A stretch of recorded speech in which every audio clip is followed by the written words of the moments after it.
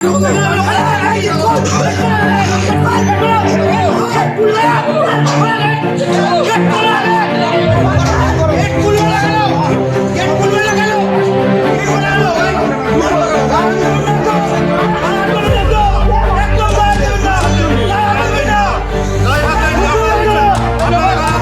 সকালে চরম উত্তেজনা ছড়ালো উত্তর 24 পরগনার বারাসাতে। বারাসাত গভর্নমেন্ট কলেজের স্ট্রং রুম চত্বরে তৈরি হলো বিশৃঙ্খল পরিস্থিতি। আর সেই উত্তেজনার কেন্দ্রবিন্দু সিসিটিভি বন্ধ থাকার অভিযোগ স্ট্রং রুমে থাকা সিসিটিভি মনিটর কিছু সময়ের জন্য বন্ধ ছিল। এই খবর ছড়াতে ঘটনাস্থলে ছুটে আসেন বিভিন্ন রাজনৈতিক দলের নেতাকর্মীরা, পৌঁছন প্রার্থীরাও। অবশ্য আমাদের এখানে ইভিএম চেকিং এর পার্টি লেভেলের একটা গ্রুপ আছে।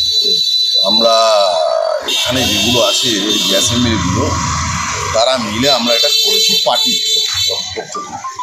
সেই গ্রুপে হঠাৎ দেখি একটা মেসেজ এসছে যে 8:05 থেকে 4টে অ্যাসেম্বলির বাইরে যে স্ক্রিনটার যেখানে ওয়াচ করার কথা আমাদের সেইটা নীল, মানে ব্ল্যাক আউট, সেটা নীল, এবং সেটা প্রায় 8:22-23 পর্যন্ত ব্ল্যাক আউট, প্রায় 15 মিনিটের ওপরে, 17 থেকে 18 মিনিট যেটা আর ব্ল্যাক আউট।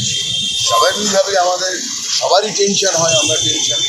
আমি মানে 8:30 আমি এখানে চলে আসি, একদম বাড়ির ড্রেস পরে এখানে চলে আসি। এসে আমি সরাসরি কন্ট্রোল রুমের ওখানে যাই।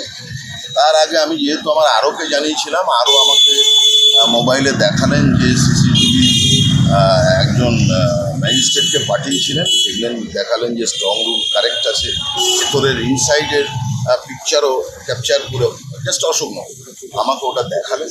আমি তো দেখে সেটা বুঝতে পারছি না। এখন এসডিও বললেন তদন্ত হবে। আমাকে অবজারভার যিনি আছেন বাইরে থেকে এসেছেন তিনি বললেন স্যার ডোন্ট ওয়ারি, এটা আমি অ্যাকচুয়ালি তদন্ত করব, তদন্ত করে কি হবে আপনাকে আমি 2 ঘন্টার মধ্যে ফাইন্ডিংস দিচ্ছি। অন্যদিকে বিজেপির অভিযোগ স্ট্রং রুমে পাহারায় থাকা তাদের কর্মীদের ভিতরে ঢুকতে বাধা দেওয়া হয়।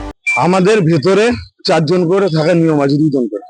আমাদের যারা ভেতরে থাকার কথা কার্ড থাকা সত্ত্বেও তাদেরকে পুলিশ ভেতরে ঢুকতে বাধা দিচ্ছে। আমরা গিয়ে বারবার করে, তখন পুলিশ খুলছিল না। আপনার দরজা ধাক্কা ছিল? আমার দরজা ধাক্কা ছিল, তারপর খুলেছে, ভেতরে ঢুকেছে। পরিস্থিতি সামাল দিতে বিশাল কেন্দ্রীয় বাহিনী নিয়ে ঘটনাস্থলে পৌঁছন এসডিপিও বারাসাত। মোতায়েন করা হয় অতিরিক্ত নিরাপত্তা, যদিও প্রশাসনিকভাবে বিষয়টি তদন্ত করে দেখা হচ্ছে। আচ্ছা, যেটা আমাদের কাছে যেটা আছে 8:15 থেকে 8:20, যেটার মধ্যে ওরা বলছে যে ওই সময়টা ফিট করা হয়নি, মানে বাইরে যে সিসিটিভি ক্যামেরা আছে সেটা নাকি দেখা যায়নি। তারপর আমরা খবর পাওয়ার সাথে সাথে 8:07 খবরটা আমাদের কাছে এসছে। 8:20 এসডিও স্যার নিয়ে চলে এসছেন, আমিও নিয়ে চলে এসছি, আমি আরও বারাসাত আছি।